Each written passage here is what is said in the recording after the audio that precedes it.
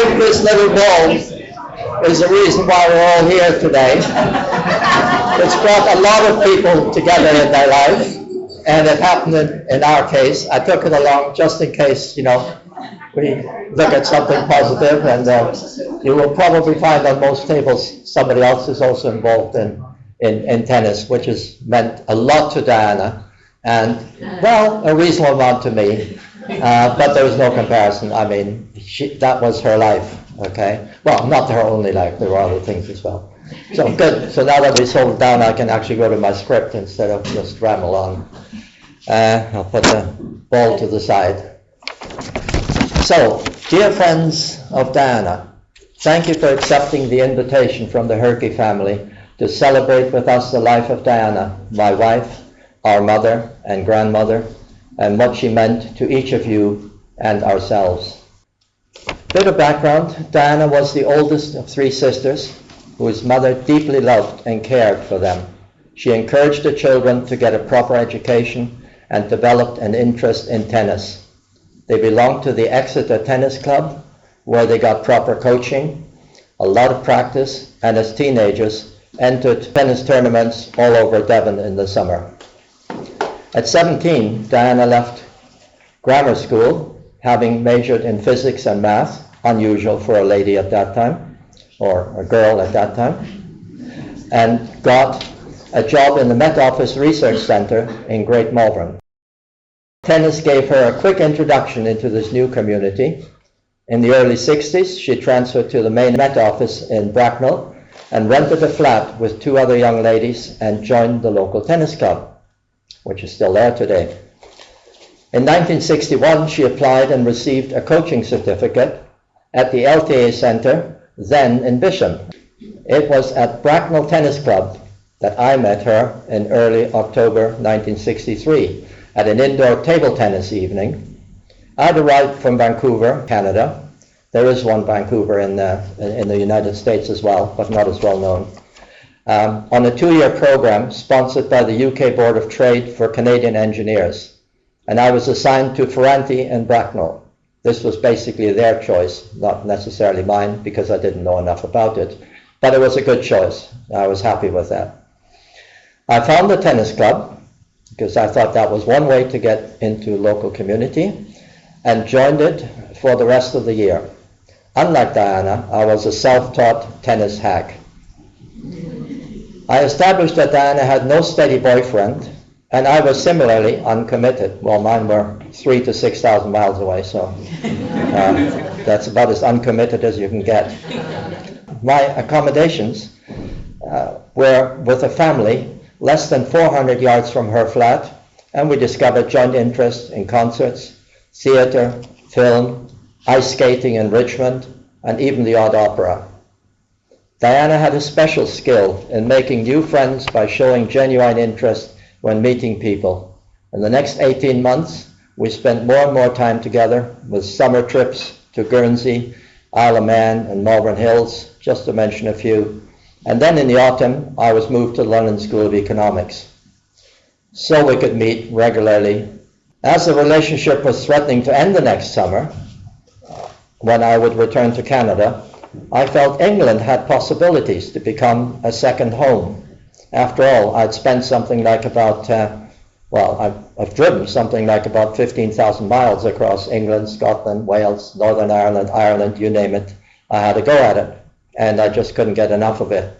And I liked the way the country worked in those days. It was very different from North America. There wasn't a single policeman anywhere, walking around with a gun and stuff like that.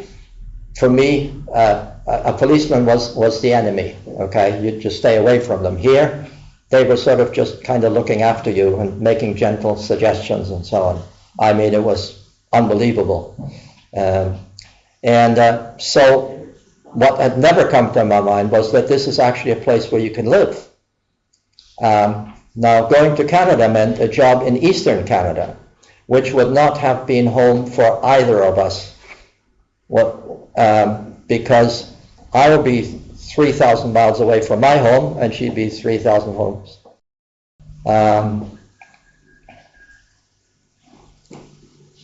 So I came across, hang on a minute, I lost my line here. I mean, I could say it by hand, but yeah, there you go.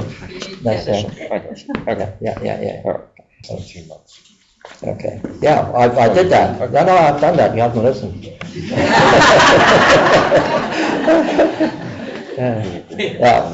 Yeah. So the idea of going back to Canada actually did not appeal in my mind, and we agreed an equal partnership was necessary if we're going to stay together long term. Compromise where there was a problem, particularly we came from different backgrounds, and essential, most of all, if we had a family, we would ensure that our children would come first and will get support to develop to their full capacity. By July, my program ended, and I had a job with an American computer company that had started a UK subsidiary in Reading a year earlier. Some of you will know this as Digital, because you've worked there, and I became their 13th employee. Since I had virtually no money, because the scholarship had stopped, it took us until November to propose to Diana in the left lower box star at Windsor Theatre with an emerald ring and not the more typical diamond ring, because she didn't really like diamonds. And to my surprise, the proposal was accepted. The marriage itself had to wait until April the 2nd the following year, which would also include 1 week honeymoon in the Scilly Isles, because we had to save money for the self-financing event. Nobody else was going to do it for us. Neither parents could afford it. I also appreciate deeply in our later years that she reached out to our grandchildren through letters, phone calls, and parcels, because she didn't touch computers or mobile phones. Nevertheless, she stayed in constant touch. One of the most piercing things to remember from her passing was when I phoned Vivian. Mum had officially died. My grandson overheard the conversation and just went into a piercing scream that still pierces through my heart. Grandma, what? Grandma England was his post, because he's born in Switzerland. Okay, Grandma England. But I can't stand that. You know, I mean, it still rings in my ears many mornings when I wake up. So there was a close relationship. Diana darling, after 58 years of marriage, of which the last 3 were here at Cabara in Maidenhead. 43. 43? Did I? 43, yeah. We got there in 1980. 43. I miss you more than you can ever imagine. Thank you.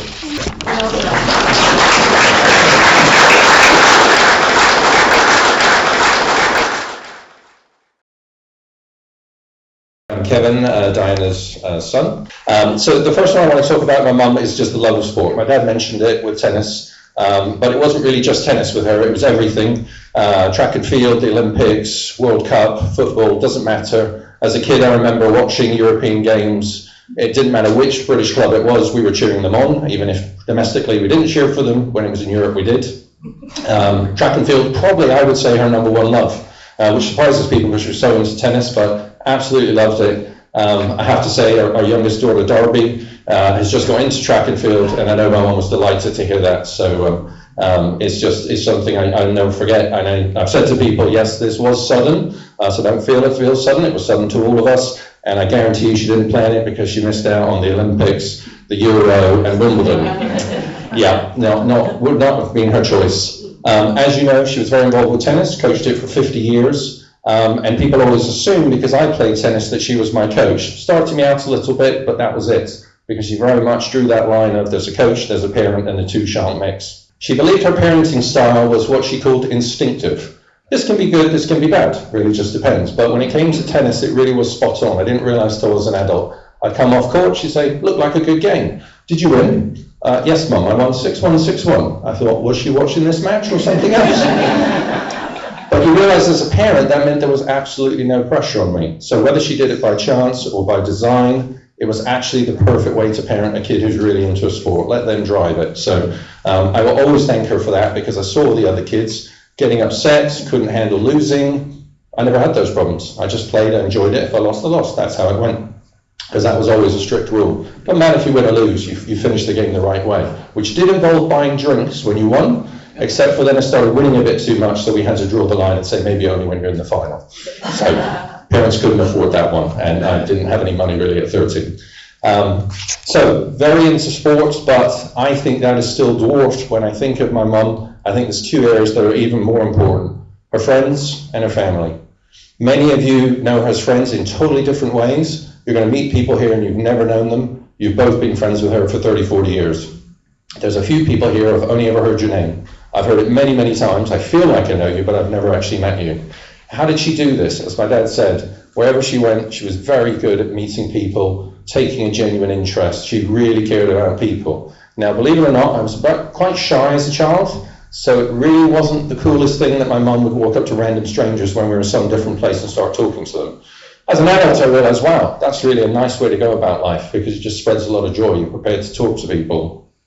One example I give you, because we could go on all day, we lived in the States for 3 years, so she made some friends in the States, then we moved back here. Other than when she came to visit me, I don't think my mum ever set foot on US soil again. So it wasn't necessarily a favourite place, but she made some really good friends there. Fast forward 10 or 11 years, I'm playing tennis in the States, I'm down in Houston, Texas, and I'm staying with one of her friends. Very nice lady. And she says to me, we've had dinner, and she says, I want you to pass on a message to your mum. About 10 years ago, I was having a really rough time, and your mum sent me a letter, and it really helped. And then she sent me another letter, but I was having such a rough time, I couldn't reply to the letters. I just didn't have the energy. She had 2 kids. It was a really tough time for her. And she said, but every 2 or 3 weeks, a nice letter would arrive. And it came to the point where I just kept looking forward to those. And that's what got me through that year. So I thought, wow. I was sitting there thinking, well, my mum's got faults and all this. I heard that and thought, blimey, I don't think I'm ever going to do anything as impressive as that in my life. That is really moving. So I came home. I told my mum about it. I thought she was, most people be all proud. She goes, oh, well, that's nice. I said, Mum, you changed her life. She said, well, she's my friend. I knew she was having a tough time, so I thought she might like getting a couple of letters. Modest to the end, never really made a big deal about it. Absolutely quality. That's why a lot of you are in this room. She genuinely cared about you. And those letters, they just keep coming. Lots of you will, if you've been a long distance from her, you'll have gotten those letters. We've had so many emails from people who couldn't make it here today, and the stories they tell are just tremendous. As I said, I now know for a fact I'll never measure up to her, but we can try our best. I do have a few quotes from some of the emails we've received, and I want to pay tribute to those because there are quite a few relatives and friends who are a long way away, so it just wasn't possible for them to come. We have our Aunt Sharon in Vancouver describing the letters. She said, Diana had this free and easy style of writing that was conversational. It was as though she was right there talking to you. We treasured that because it shone a light on her personality and helped us get to know her. They met, I think, maybe 3 or 4 times in their lives. I talk quite regularly with my aunt and uncle in Vancouver, and they very much understand my mum just through letters. It really is tremendous the power she did with that. Another Uncle Eric, there's quite a few actually on my dad's side, aunts and uncles, so don't worry if you can't remember them all. I kind of keep track of them just because I've known them for a long time. He wrote about his wife Claudia. I think they only met a couple of times. He said, every January we get those postal greetings remembering her birthday. Now that of course was my mum's birthday as well, but again, that's typical of her. She's not going to forget somebody else's birthday. I can't say the same is true for me, but fortunately my wife's very good at reminding me. And then moving on to the third topic, which is really about her family. Super involved and invested in her mum, in her children, myself and Vivian, but also her grandchildren. I said she was an instinctive parent. It's not perfect, absolutely. There were times you thought, not so sure about that. But when you look at it in the sum of it, you say, wow, never doubted that she loved me at all. She would do anything for you. And any of the friends out here, when you've had a tough time, you've not been feeling well, Diana would be in touch all the time, regularly. Same thing with her family. Probably the best parent you could have if you're maybe on a run of bad luck or you're just not feeling well. She's always there for you. Absolutely tremendous. With her grandchildren, and it just continues. Super interested. Always wants to know everything they're doing, particularly if it involves sport, absolutely, but also anything about learning. Super interested in that. Very, very proud of them. I know I've talked to many of you who are saying, oh, well, your daughter's here. You see, like you know all about them. Yes, tremendously proud. So, last thing I'd like to share with you is that over the years, it's not just really the letters. If I want to pay tribute to her properly, as a parent, I added up once and I went, that's about 1,000 soups she's made for me. Probably 500 at least plus macaroni cheeses. It's just a lot of food. As someone who cooks quite a bit, you realise that's just a little thing you just do day in, day out. As a kid, you don't think about it. And then as a parent, you go, wow, that's really showing love. You can talk about it, but that's actually doing it. I would like to say thanks to my mum for 3 things. For all the love, for the laughter, because we did have a lot of jokes between us, and most of all the letters. I think those are the things that I remember as being the most impactful. And I'll leave you with a quote from my Aunt Sharon. She said, New Year's Day won't be the same without Diana. Thank you.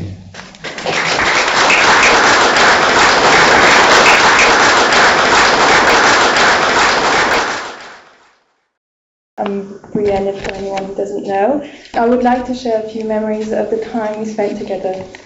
As previously mentioned, my grandmother loved all kinds of sports, and that seeped into our relationship. Following in her footsteps and my mum's, I also played tennis. Whenever I would visit, she would take me to the tennis club and give me a private lesson. Somehow, I always left the court playing better than when I arrived. My grandmother had this je ne sais quoi for teaching me how to play. We would also go to the pool at the local Holiday Inn. She would always swim a couple of leisurely laps to maintain her cardio and strength. I, on the other hand, being young and competitive, saw this pool as the one at the Olympic Games. So of course, I had to give it my all and beat her. I'm sorry, Grandma, for never letting you win. I would also make her watch me do some not so very good handstands in the water, but in order not to hurt my feelings, she would always applaud me and told me that they were excellent.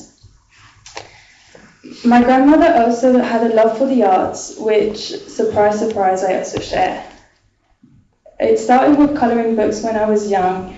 She would buy ones with all sorts of designs, and I would act like her colour consultant, picking out what colours she should use, like as if a 6-year-old actually knows what colours go together. We both enjoyed dance, so when September rolled around, we would always get excited about Strictly Come Dancing. For anyone here who doesn't know what Strictly Come Dancing is, it's a competition on the BBC. As we lived in different countries, we rarely watched it together, but that didn't stop us from talking on the phone about our favourite contenders. For some reason, she would always be rooting for the person who was paired up with Anton Dubek. Last but not least, we shared a love for fashion and dressing up. I will never forget the smile that lit up her face when I came over and she could show off her new clothes. She would also scout out the local H&M before my visits and then take me to show me all the different things she had seen. More recently, when I came back from a shopping spree in London, she would sit patiently on the sofa while I put on a fashion show for her. Thank you, Grandma, for being there for me and all these lovely memories that I will cherish forever.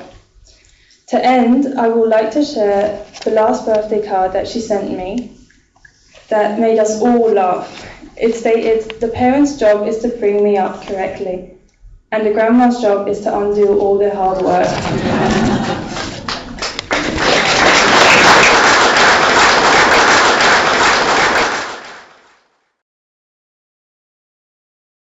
Now I'll be talking on behalf of my younger brother, Sydney. Whenever I think about the first movie I saw, I think of Grandma. She took me to see The Good Dinosaur, and I was thrilled because the humans lived alongside the dinosaurs. This was one of the first times we did something together, just the 2 of us, and it made the experience even more special. When I was little and visited her, I always wanted to slide down the staircase. Of course, Grandma never allowed it. I tried everything, blankets, sheets, to make my escape route smoother, but her answer was always the same, no, no, no, you cannot do this. And then I managed to slip past her watchful eye and zoom down the winding staircase in a flash. Those secret slides felt like little victories. My grandma may not have been famous for her cuisine, but I also absolutely loved her macaroni and cheese. It was a simple yet delicious meal she taught me to make. in ensuring that her recipe lives on. But I'm guessing it's never going to be as good as hers. And her apple crumble was legendary, so much so that I still make it at home in Switzerland. In her honour, I baked it the day after her passing, filling my home with the warm, sweet aroma that always reminds me of her. These memories are just a few examples of how Grandma touched my life with her love, laughter and little adventures. Thank you very much.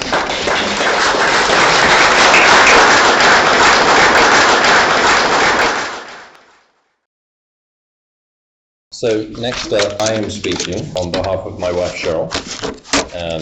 So you'll notice the increase in quality of the work. And to do it justice, I'm going to literally read it because otherwise I'll probably hear about it for the next year or two. Okay, so this is Cheryl's thoughts on my mum. She says, the first time Diana visited Kevin and I at our apartment in Virginia, she rearranged the whole kitchen whilst Kevin and I were at work. I must admit, I didn't know if this relationship was going to go well. Our mutual love of Kevin brought us together. I will miss her greatly. Diana could have written a course on mothering and grandmothering from afar. Letters, postcards, holiday cards, poems and short stories she wrote, newspaper clippings and lists of books to read or movies to see that she thought you would enjoy arrived at regular intervals. Whenever our family arrived for a visit here in England, there would be a tennis magazine or article for Kevin, a clothing catalogue with pages marked for me, children's books checked out from the Maidenhead library for Afton and Derby, and a novel she just finished and wanted to share. We thanked her, but in all honesty, we took it for granted. She really cared about learning what we all liked and were interested in. Both of our girls share her love of reading.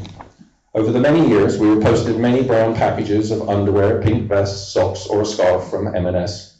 She passed on so many treasures to us with her recipes. Diana's mac and cheese was so good that she would have to make 2 trays to have enough for the kids and Kevin. She enjoyed cooking with our girls, making apple crumble, blackberry crumble, and scones. While I mastered the mac and cheese, the girls had the best approach to the crumble and scones. The last time we all visited, Diana spent an afternoon picking apples and making applesauce with Darby. She always tucked away a tin of her homemade almond macaroons for me. She treasured time spent swimming with the grandchildren, giving them a tennis lesson, or just listening to them tell a story about school or their friends. She also taught Darby and Afton how to knit. She shared her love of theatre with the whole family. The girls enjoyed their first play here at Norden Farms Children's Theatre when she brought Afton and Darby to see The Owl, Who Was Afraid of the Dark. She loved words and word puzzles. The Oxford English Dictionary was kept on the coffee table to ensure correct usage or pronunciation of a word. Diana, always quick-witted, had a sparkle in her eye when she knew she had a great one-liner. In comedy, a callback is a joke that refers to one previously told in the set. Diana was the master of the callback. Her granddaughter Darby inherited this quick-witted trait. Afton inherited many of her physical attributes, her hands, her wrists, and long legs. Afton was also the best at reading Grandma Diana's distinctive handwriting, also known as very hard to read, and often read her letters or cards aloud as we sat around the dinner table. As everyone has expressed, Diana very much enjoyed sport. She marveled in her grandchildren's athletic accomplishments, and I am sure would be happy in knowing they loved watching sports as well. Her half American and half Swiss grandchildren were united in their support for England in the Euro final. Unity was not so great for the quarter final. We have so many great memories.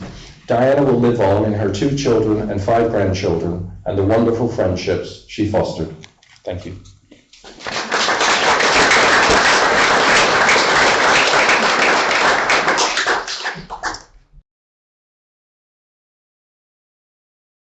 As the tallest member and the loudest voice of my family. Louder? Okay. My mum nominated me to give her speech at this event. Grandma England, as well affectionately known in our family, liked an upbeat story and an excellent sense of humour. Well, she laughed at all my jokes. So I hope to keep you interested with Vivian's account of her mum. Here goes. My mum had many interests and opinions on a diverse range of subjects. Kevin will have touched on playing sports that has given in a healthy life according to our mum, and many others experts around the world would seem to agree with her. However, I would like to talk about other things. As a mum, she was encouraging of exploring any and all of your talents and interests of letting you figure out how to live your own life. Well, at least once you were over 18. She bought me many crafts kits as a child, as well as puzzle books and reading books, and indulged my curiosity for dance, gymnastics and ice skating, as well as introducing me to tennis courts that I still enjoy to this day. Mum even helped me sew my first dress when I was 10. As a closet poet, she always encouraged my creative expression, and even if my own published opinion piece in a national newspaper was on the benefits of breakfast TV for children, an opinion that obviously she did not share. Mum really only loved playing the game Scrabble when we were kids, but she would also graciously miss golden opportunities, as she knew how important it was for children to sometimes beat the grown-ups. Weekly trips to the library were given in our childhood for both her and us to check out new books to read. I have always been an avid reader, but whilst at secondary school, my mum tried to encourage me to read good literature. Mum would leave copies of Pride and Prejudice, Vanity Fair, or Wuthering Heights on my bed at the time. I would read a few pages and say, "It's terrible," and "You can take it back to the library."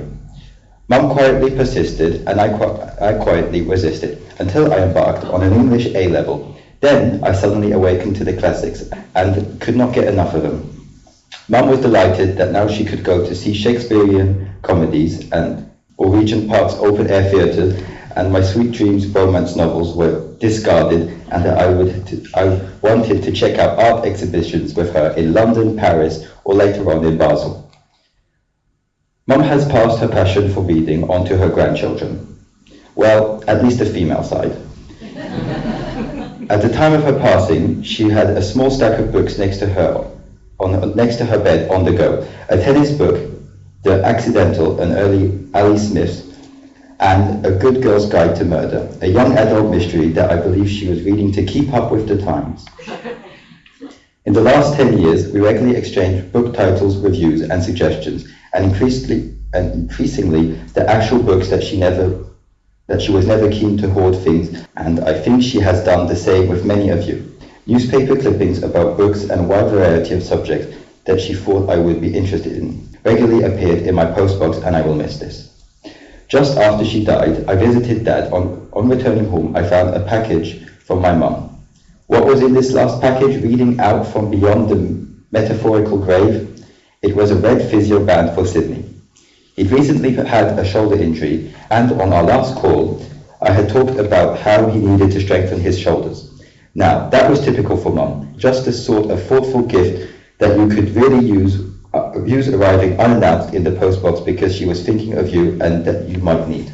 In recent years, as trips to London waned, we came here to Norden Farm whenever we were going out for a good cappuccino or a women's only lunch. Mum was still open to life and to learning, and I am glad to report her mind was wonderfully intact until the end. My mum was a great conversationalist, and my last in-person memory is of chatting to her on the sofa in the living room at Kabara earlier this year. We swapped stories of friends and family, and I updated her on Facebook and Instagram postings from extended family. She was not a social media participant herself by any means, but she was always keen to know what everyone was up, and included my closest friends too.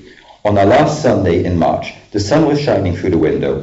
Mum was smiling and animated, as usual, and we had a really good conversation and catch-up. I am very thankful to have such a lovely last memory that I will always treasure. Goodbye, Mum. Farewell, Grandma England.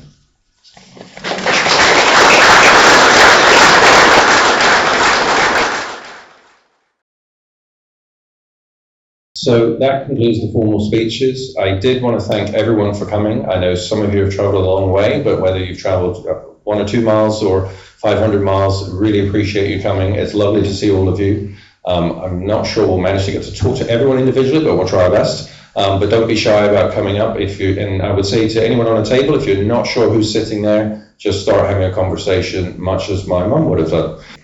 So thanks very much, everybody, and as Mum would say, you should definitely enjoy yourself. Have a good time. Thank you.